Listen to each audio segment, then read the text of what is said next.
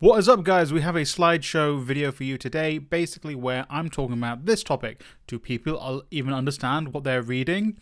There are trigger warnings in this. There are things related to sexual harassment, etc. So do be warned, we will be talking about some sensitive topics in this video. But this video is inspired by this YouTube video by this creator. It was the first video I saw from this creator where basically they are talking about the book Butter. And they are basically posited the question that has social media, or as I've posited it, has internet culture caused the way we understand, has changed the way we understand and analyze art? Or is it something else? That latter part is me. But basically, this creator has read Butter. I've not read it myself, but I know some of the themes. Like, it talks about things like misogyny, fat phobia, eating disorders, things like that. And they basically were like, a lot of people read this book and were like, well, I can't read this book. It is so offensive to me. It is fat phobic. It is, it's negative towards women. And then this creator is like, but that's kind of the point. It's meant to be a critique of all of those aspects of our society, but people don't actually acknowledge that. Which is something I actually see, and I even commented on this video, kind of my own thoughts on it, and we're going to be discussing that in this video. And me saying that people do those things, it doesn't mean I'm better than them. I am known to have done stuff like that. I mentioned this in a members only video, which I'll flash on the screen, where I basically said the book Lolita, I read that and I kind of was like, just disregarded it completely because I didn't understand, or at least I didn't acknowledge that it is a critique of all of these things that the main character is doing. It is like, you are supposed to be disgusted by this main character, for better or for worse. And I understand people not wanting to read a book where they are disgusted by the main character, so I understand that. And you don't need to finish the books. I'm not saying finish the book because you picked it up.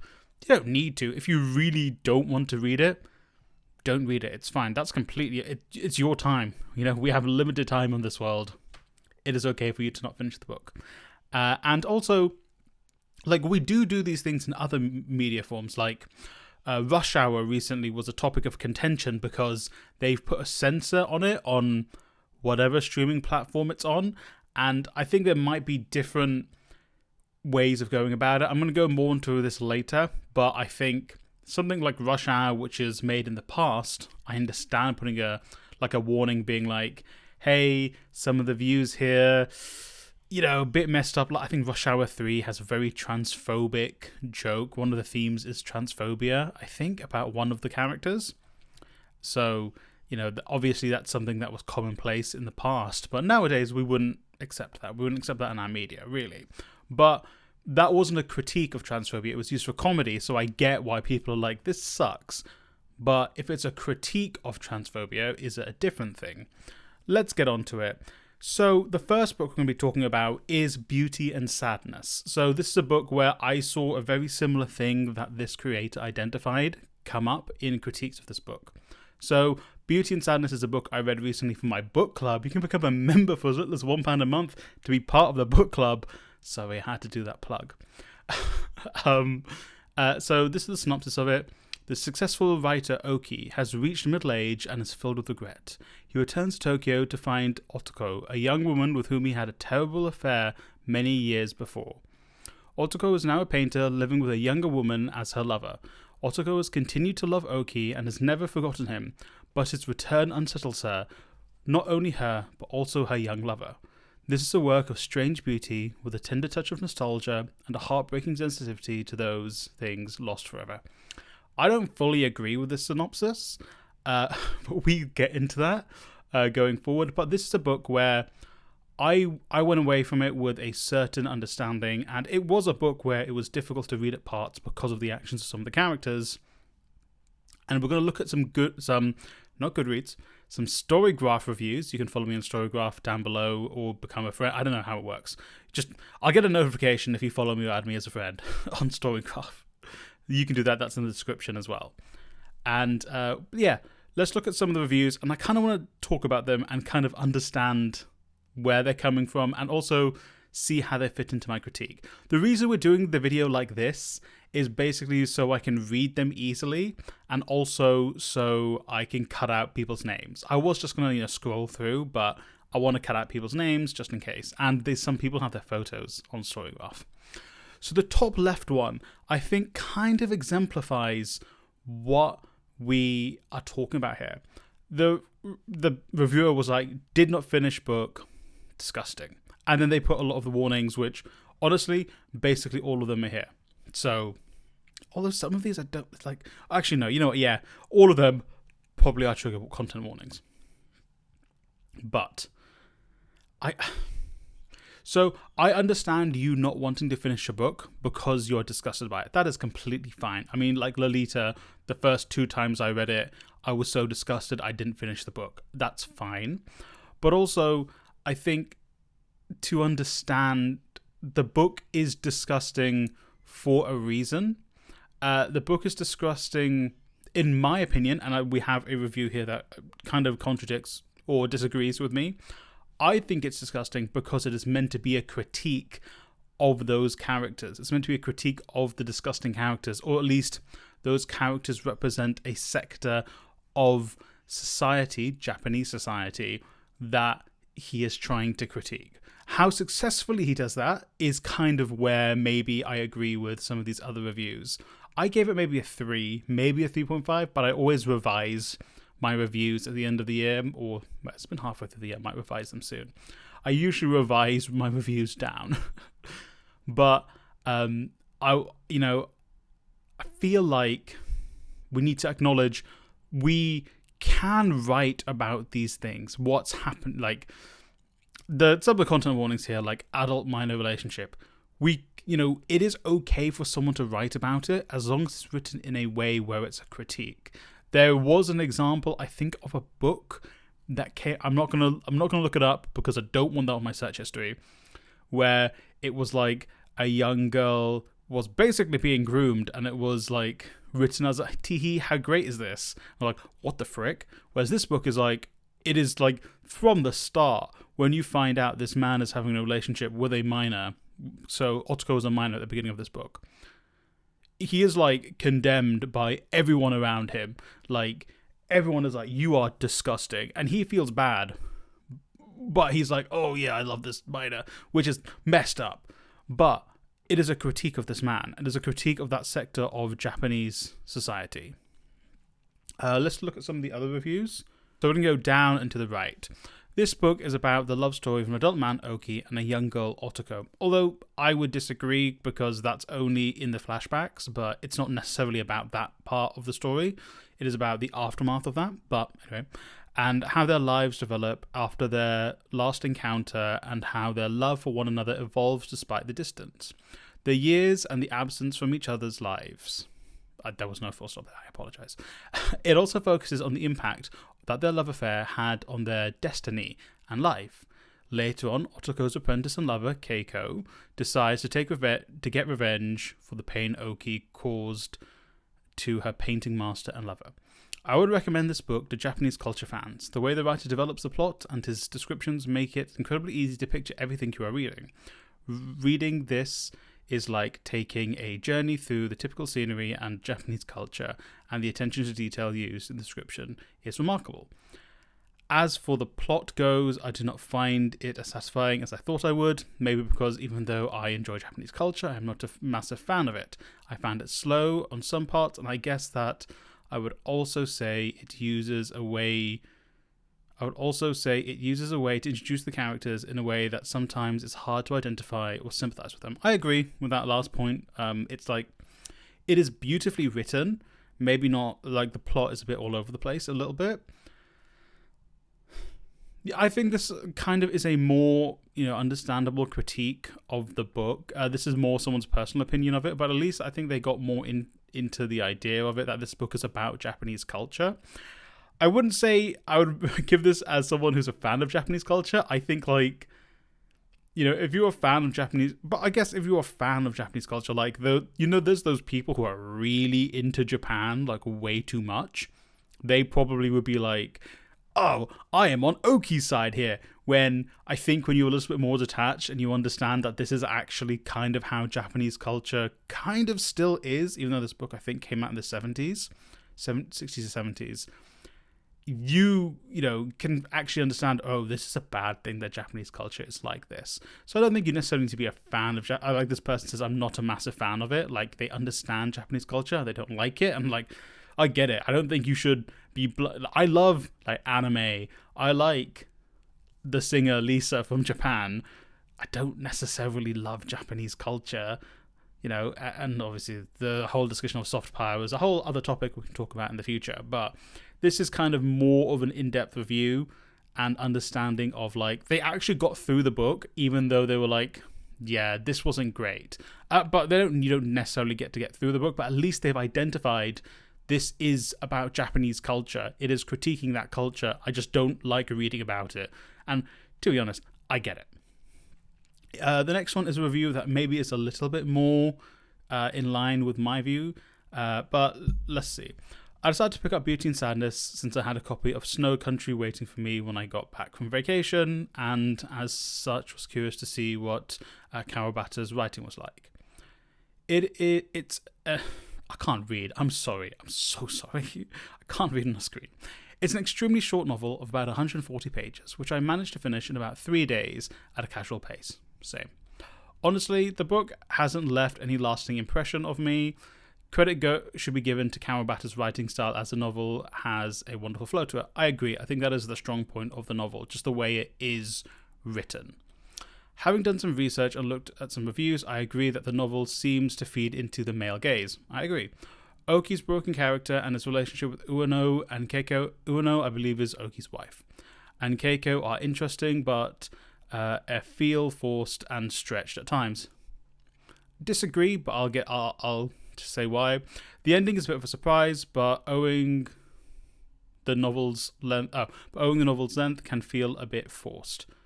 Yeah, I guess. However, there are some seeds that are planted towards the start of the novel. Nonetheless, would be obvious in a second reading. Yeah, I get that. I think the male gaze thing, I don't know if it necessarily feeds into it, because my reading of it was, it is looking at the male gaze and it's like, oh, wow, this sucks. This guy sucks. But also, I think if you are a person who maybe isn't aware of those kind of things, who isn't woke, as the kids say, maybe you would miss that. Maybe, you know, you would see the way Oki is treating women as like, oh, okay, I kind of, interesting. And the way he writes about kind of the women's relationship together maybe isn't the best. It's not like the best understanding of a lesbian or a bi relationship, to be honest. But yeah, I kind of get where if you're not someone who's aware of the negatives of the male gaze, or who's aware of like the way the patriarchy works against women, you could maybe interpret it as like, oh, okay, so this is how men should pick up women. You'd have to be a little bit oblivious, but I think that leans a little bit into actually our hypothesis that we'll come to at the end. And I'm going to go with a review that I actually laughed reading, but I think actually is one where they obviously didn't like this book, but they're very clear where their critiques of the book, and they definitely understood what the book was going for, but they thought it didn't do it very well, which I quite like. Things this book is a love story with lesbians, plural. Sorry. Things this book isn't a love story with lesbians, plural. Things this book is, also, I don't understand their use of bullet points. We'll get into that. Lolita's aftermath. Okay. With a numb survivor and a fuckboy Japanese. I don't know what HH means, and the only HH I think is something Kanye West would say, and I don't want to say that. Who is a pathetic, sad sack of human being. Nihilism disguised by pretty scenery. Yeah, I get that. A cynical as fuck evisceration of the idea of love, because there is no love to be found in its pages, only destruction inexorable of self and others. That was one sentence, you know, you don't need to pick that up. Written by a dude, correct, whose understanding of bisexuality is uncertain. I would actually get that. A middling mindfuck. Yeah, I get it. Totally not a love story. I'd rate it higher, but I didn't find it as twisted or nuanced as I hope it to be. It's you, not me, Kawabata. I get this. I get this review. Again, the use of bullet points, maybe, I would say. There was actually something that I didn't agree with at first when I first took a screenshot of this to use in this video, but as I was, putting this slideshow together, I actually agreed with it. It is a cynical as fuck evisceration of the idea of love, because there is no love to be found in its pages, only destruction, inexorable of self and others. Because there is no love to be found in these pages is actually something I agree with. I think in my review of this book, I did say it is about love, but actually, thinking about it, this review made me think about it. I think this book is all about people misidentifying other emotions as love, like infatuation and obsession. They aren't necessarily love. I guess you could perceive them as a means of love. You can be infatuated with someone because you love them, but infatuation doesn't necessarily mean there is love there. I can say, oh, I'm obsessed with my girlfriend, if I had one. But also you can be obsessed with someone and not actually be in love with them. There is a lot of destruction in this book of oneself and others around them. I agree with that. I do feel like, I wouldn't say it's a cynical evisceration of the idea of love. I feel it's more so a understanding, a critique of the way we understand love and what we perceive to be love. But again, I like this review because, it's witty. We'll take the wit out of it. But they've actually identified maybe what Kawabata is trying to do. They just don't think he's done it very well, which I get. You don't need to agree on everything when it comes to these things. And nihilism disguised by pretty scenery is actually a very nice line. I like that. But what we're taking away from this is, there are things that I like about these reviews and things that I don't like. I feel like, basically in all of these reviews, more or less, maybe not the first one, people have kind of understood what the purpose of the book is and also have had critiques of it, whether they did it well or they didn't like the way they did it or they just didn't vibe with the book, which is fine. That's fine when it comes to a review. What I do think is something, though, is there is this sense that I think some people will look at this book and they won't get that it's a critique. They won't get that it is a critique of the male gaze, or at least a critique of the patriarchy. And why I think people don't get that necessarily, and again, this is something I have been a victim of when I, again, my review of Lolita, and also the next book we're going to be talking about as well. Less of the next book, but Lolita in particular. I didn't understand because I was looking at it at a very surface level. I wasn't actually looking at the themes or understanding the book. And I think genuinely that comes down to a lack of literacy, a lack of actual understanding and comprehension of the text, a lack of interrogation of the text. And I think this goes down to our societal issues as a whole. And we're going back to the curtains are just blue, bro. The curtains aren't just blue. Just like on the surface, Oki isn't just this guy who picks up women very easily. Oki is actually this guy who is very manipulative of women, who thinks very poorly of women, and it isn't, it's not expressly said, Oki being like, I think women suck, and women are very easy, and I use them. It is Oki's actions that make you be like, oh, Oki sucks, and he uses women, particularly young women, to get gratification for himself. And I just feel like, I think we, just like going back to the example of Butter, where the character is, saying, I am this way because this is how men treat women, and I'm using that as a way to do my actions in this book. People are missing that because, this idea of we just need to read very surface level. Same critiques happen with movies, but the curtains are just blue, bro, is my example of this. Now, we're going to be moving on to a book where I very much hate this book. I do not like this book at all, but I do feel like my critiques of this book when I initially read it were very similar to the top left. Not all of my critiques. It was one of my big critiques, but I did finish the book, and I hate it.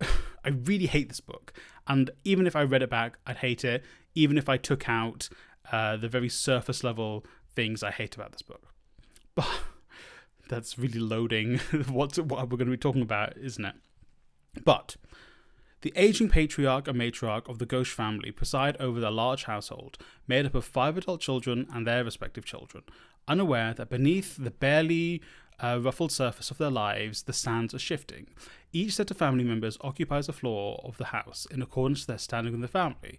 Poisonous rivalries between sister-in-law, destructive secrets, and the implosion of the family business threaten to unravel bonds of kinship as social unrest brews in greater Indian society.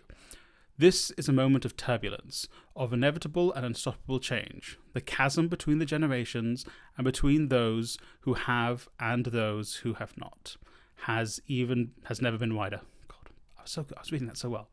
The eldest grandchild, Supratik, compelled by his idealism, becomes dangerously involved in extremist political activism, an action that further catalyzes the decay of the Ghosh home. Ambitious, rich, and compassionate, the lives of others anatomizes the soul of a nation as it unfolds a family history at the same time as it questions the nature of political action and the limits of empathy. It is a novel of unflinching power and emotional force. Holy glaze, man. I hate this book, but it's glaze. It did get shortlisted for the Man Booker. I don't like the way they describe the Naxalites, but I suppose some would call them an extremist political group. Anyway, okay, look, the top 2 is a very long review, and this is one I think that is more in line with what I like about what I feel about this book. The bottom 2 are actually more or less go against me, or they actually look at the things that I don't like about this book and actually acknowledge them. I should say, I'm pretty sure there's spoilers in these reviews, unlike the last one, so spoilers. Let's go with a really long one first. Okay. Where do I begin on this one? Let me start that the things that I enjoyed. Neil Mukherjee has a knack for creating and bringing to life myriad characters. He uses minimal description and still manages to evoke complex images. The pacing of the novel, once you get used to the alternating voices, is also quite good. I disagree. Belying the size of the book, it flies past quite fast. I disagree. The prose is also beautiful, although I did find the usage of some words quite egregious, as he would have probably put it. Yeah, I remember particularly how they used the use of big complicated words, especially when trying to describe the simplicity of something, like the rural milieu, felt jarring. I can't recall specific examples, but that did occur from time to time. Having said that, though, I did find that I've learned a lot of the new words thanks to Mukherjee, and that was quite nice. Okay, that's pretty nice. That's good. Maybe this person isn't an English first language speaker either. I don't know. Now, coming to the negatives. The first issue I had was the plot. I agree. This was like the Indian version of Grey's Anatomy. Oh my god, I agree. How we have every possible drama happen in one hospital there. Everything happens to one family here. Okay, a lot of trigger warnings coming up in this next sentence. This is by no means an exhaustive list, but there is incest, scat, family/physical abuse, rags to riches stories, an evil stepbrother, sas bahu drama, that's sister-in-law's drama, or like daughter-in-law and also mother-in-law drama. A secret love affair, drug addiction, alcoholism, sadism, rape, not to mention Naxalism, let's go, and police torture. All happening in the same, albeit extended family. At some point, it just felt too much. Why did it seem like everyone had some huge, deep, dark secret going on? It felt like there were too many topics that were being touched upon, and sometimes this makes us lose sight of the novel's mainstay, which I felt was essentially about classism in India. Wholly agree. I think there were a lot of things, in particularly the stuff like the incest and stuff. I felt like, why did you need this? This wasn't even like relevant to your actual goal, which was classism, to talk about classism and potentially revolution in India. I just felt like it took away from it, and I agree. My next issue, and perhaps a controversial one, is classism itself. I don't think I necessarily agree with the upcoming point. The whole book is only from the lens of upper class and upper class people. Whenever someone else from a different background are featured, they are often reduced to stereotypes. Loyal servant, greedy uncouth women, simple villager, drunk native tribal people, intrepid young man. Only a very few characters who are not clearly upper class are explored, and even then, the level of detail that goes into them is not even close to the treatment received by upper class people. Quite often, these detailed upper class people were not the central to the narrative even. Perhaps Mukherjee did not want to write for others, but the fact they are an important part of the narrative and are yet reduced to stereotypes is problematic. Okay, yeah, I agree with it to a degree. I did feel like maybe that's because it was supposed to be a critique, particularly of the upper class. There were some non-upper class character, I guess. Actually, I agree with him quite a lot on this one. I think the way Mukherjee described non-upper class people, he did describe them as uncouth at points. There were some that were like good people that weren't drunks. But again, there was like one character I thought was quite good that wasn't, that was a compelling character who wasn't reduced to stereotypes, who wasn't upper class. But I get that the majority of them were. It kind of put to the wayside. There was also the whole idea of white savior, which was propagated throughout the character of Supratik. I wouldn't necessarily say it was Supratik. I'd say there was a white savior thing through another character, but that's spoilers. There was what felt like an interesting turn in this towards the end. He is shown to have of having the same mindset of classism and casteism that he abhors in everyone else. Yes, okay, sort of. Spoiler, Supratik doesn't get his diary of letters to his own house because it might endanger the people there, but it seems to have no qualms about having left it at his friend's uncle's house. This is other than the obvious action he takes against loyal family servant Madan. Okay, the Madan thing I agree with. Leaving it with his friend's uncle, less so. I think that's more the circumstance of what's happening in the novel, but what he does to the family servant, yes, actually leans very much into him still using his class and casteism as a crutch for his family. But this does not feel fully realised and has hardly took up space compared to the multiple reams that goes on into his description of how he felt essentially different and how farmers are the salt of the earth and how he is going to rescue them. I wouldn't necessarily say that's what Supratik's character was like. I feel like he was meant to represent the kind of the bourgeois class that became class traitors to join the Naxalite movement. Although I do think maybe, he does revert back to being subservient to his class towards the end of the book. But I think whilst he is trying to, become a Naxalite, maybe, this is more of a political discussion, so I don't want to get into that. It's not really the topic of the book, of the video. I felt like Mukherjee could have spent more time in trying to make the characters like the farmers that Supratik stays with more than just one note. Yeah, okay. They are not individualized even. He stays with more than one farmer, but all of them start to run together in the head because they are not distinguished. Is that because he's trying to tell a certain thing about the farmers? I don't know. The same can be said of the other revolutionaries that he fights alongside. They are given a quirk here and there, but you would be pressed to recall which one is which. This is just on the writing style. I found this very problematic. Ultimately, maybe the story of farmers' problems and their uprising might be left to farmers themselves. Okay, it's an interesting way. Or if these are hard to come by, perhaps they need to be written with more sensitivity. I agree. This was my own issue with the book. I do appreciate that he brought to light so many issues that are still relevant. It is a good starting point to think about caste and class issues in India. Okay, I agree with a lot of what was said here. I think I'd have to reread the book to really get into the nuance of some of the later points. I am not going to reread the book. God, I hated reading that. I did not agree with the pacing note. But this is also a book which really goes into understanding the themes of the book and still critiques it. You know, there are the things that are meant, and I think it's kind of the opposite of Beauty and Sadness, where this reviewer, in my opinion, has kind of picked up where in Beauty and Sadness, things like the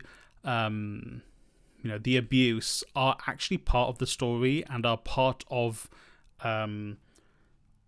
what is being told and is actually part of the themes of the novel. Whereas in this, it feels like it is put in there for drama, for added, Grey's Anatomy drama, like the reviewer has said, where they didn't really play a big role in the story.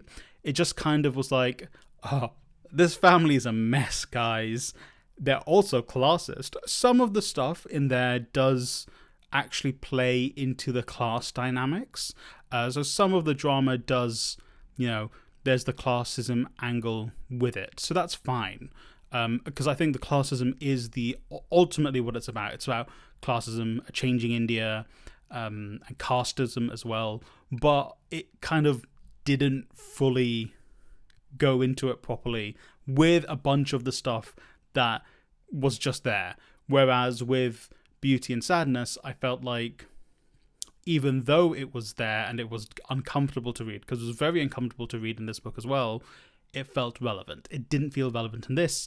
I felt like for the most part, most of the stuff that they mention in that third paragraph is there for the sake of shock factor, of drama, for lack of a better term. Let's get into the other more positive reviews, just because this video has gone on very long. So we'll go for the 4-star. I'm not surprised that this won the Booker. I don't know if it won the Booker. It was definitely shortlisted. It had all the signs of a winner. The convoluted, non-linear narrative, aching, real descriptions of hurt, loss, pride, and penury, twisted relationships, the whole gig. But that doesn't just go to say that the story isn't deserving.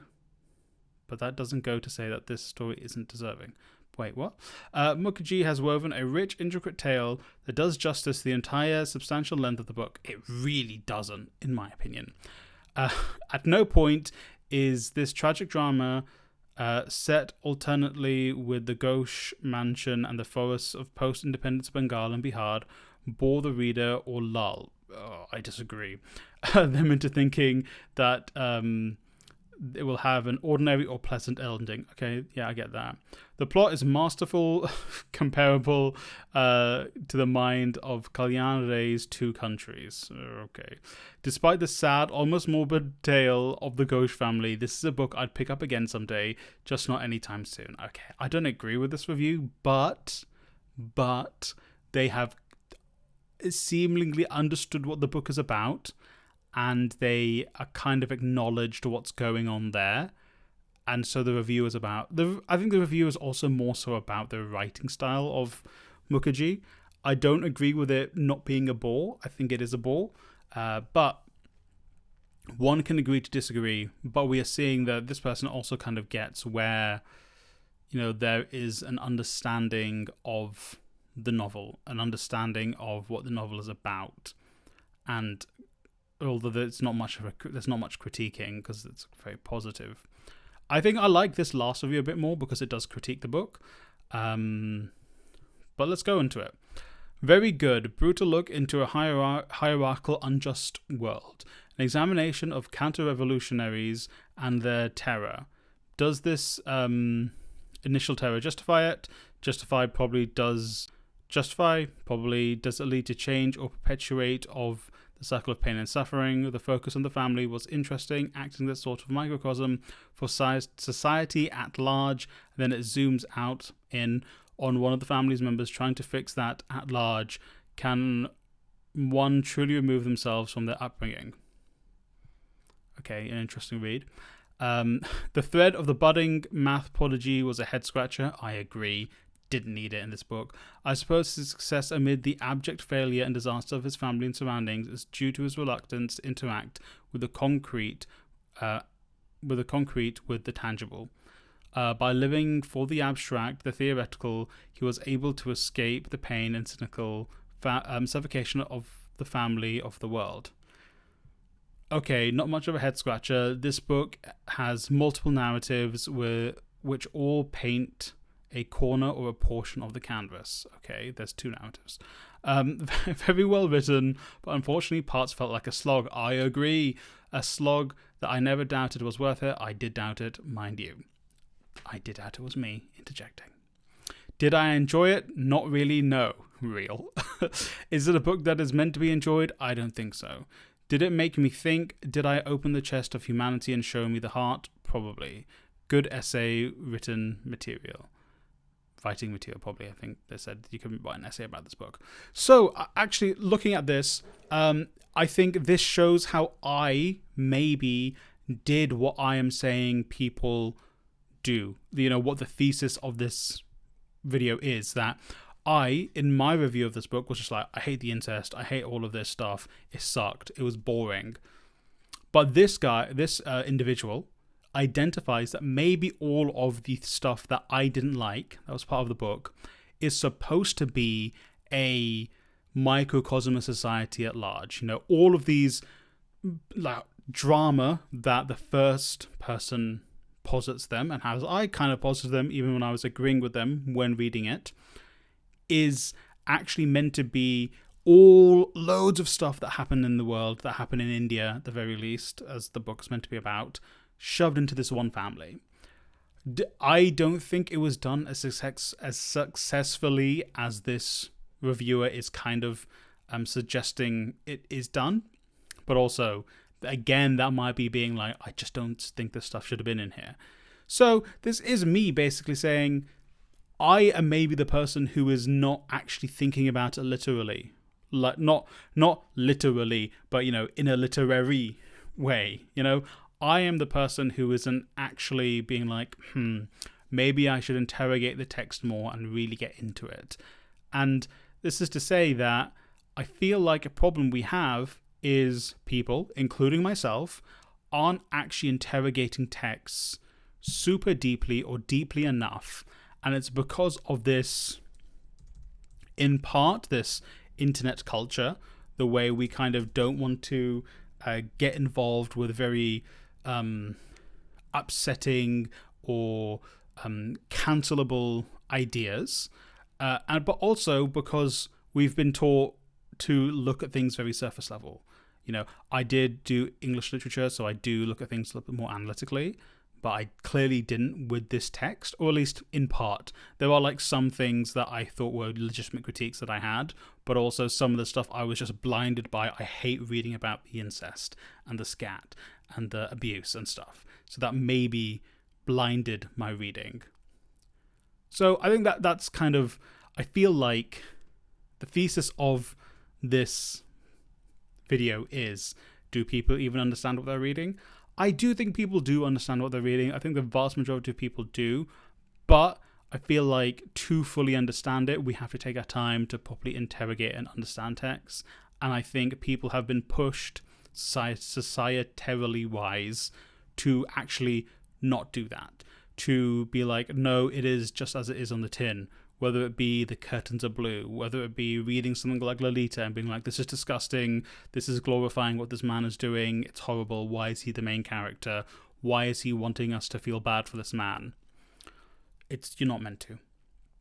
Is it Beauty and Sadness where it's like, oh, it's glorifying Oki, people take away from that book being like, yeah, I should be more like Oki, or is it actually, no, Oki is a terrible character? Is it like The Lives of Others where, I don't need all this drama stuff in it, I'm more interested in the Naxalite section of this book? Or is it actually this whole family drama or all these additional things that are happening with the family is meant to be a reflection of society widely, and it is something that, maybe just the actions of Supratik can't fix because of how complicated stuff is? Is that maybe an understanding of Mukherjee's political leanings, and why should I look into that? So, synopsis of this video: think. Let's think a lot, guys. Thank you for watching. Let me know what you thought about this video. It's very long, but let me know what you guys thought of kind of my analysis. Do you agree? do you disagree?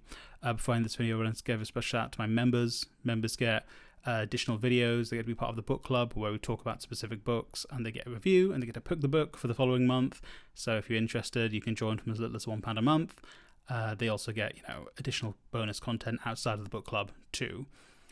Thank you for watching. Let me know in the comments down below what you think about these books, what you thought about this video. Was my analysis stupid? Did I waffle? Let me know. Putting myself out there with this video, trying something different, something deeper, Let me know. Add me on not Goodreads, on Storygraph in the description down below. Thank you for watching. Like, subscribe, share the video with a friend or family member, and I hope you read a great book today.